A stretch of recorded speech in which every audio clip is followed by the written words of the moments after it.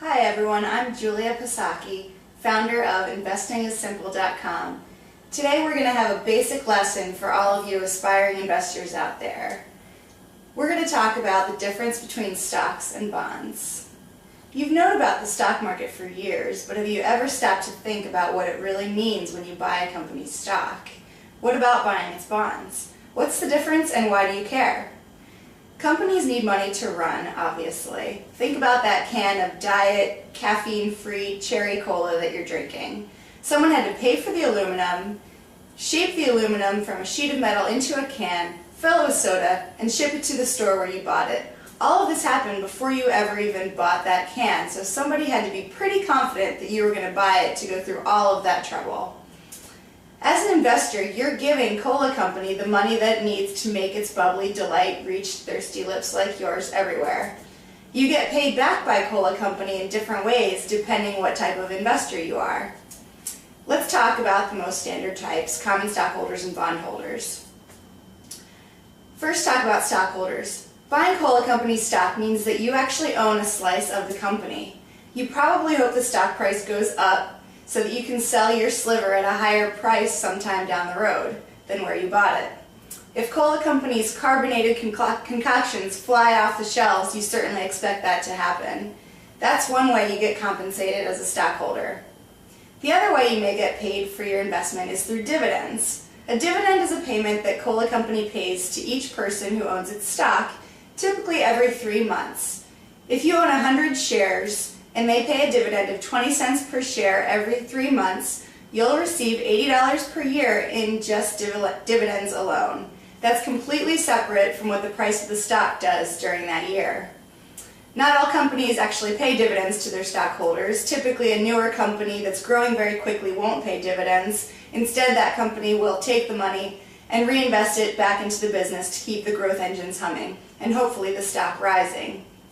Whether it's through opening new stores, buying new types of products to sell, more established companies with more predictable earnings are more likely to have a dividend. Some examples would be utility companies like Southern Company, FPL Group, or large pharmaceutical companies, Merck, Pfizer. Now let's move on to bondholders. If you buy a $1,000 Cola Company bond, you're essentially making a loan to the company of $1,000. The bond has a specific date on which Cola Company has to pay you back your $1,000, say 5 years from today. But in the meantime, they'll pay you interest on your loan. If you buy a Cola Company bond that has an interest rate of 6%, then Cola Company will pay you $60 per year, usually split into 2 semi-annual payments, until they repay you the principal of your loan in 5 years.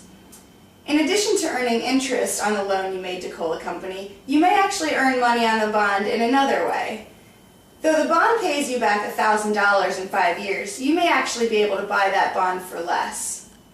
If Cola Company's bonds are trading in the secondary market, so after Cola Company has issued the bonds, they trade in a market just like stocks do, typically over the counter versus stocks being exchange traded, and those bonds may actually trade for $950, for example. So you bought for $950, you get paid $1,000 plus the interest. So you've made $50 just on price appreciation alone, plus the $300 in interest over 5 years. So bonds versus stocks, how do you choose? You know you love sipping on Cola Company's cans and you want to support their effort to quench their thirst globally. But do you want to be a stockholder or a bondholder? Here are a few things to consider. Stocks tend to carry greater reward along with greater risk. Common stockholders fall lowest in pecking order if a company goes belly up, but also tend to give the highest returns if a company does well. Bonds pay more money on an ongoing basis. Even if Cola Company is a dividend payer to its stockholders, bond coupon payments are generally significantly higher than dividends.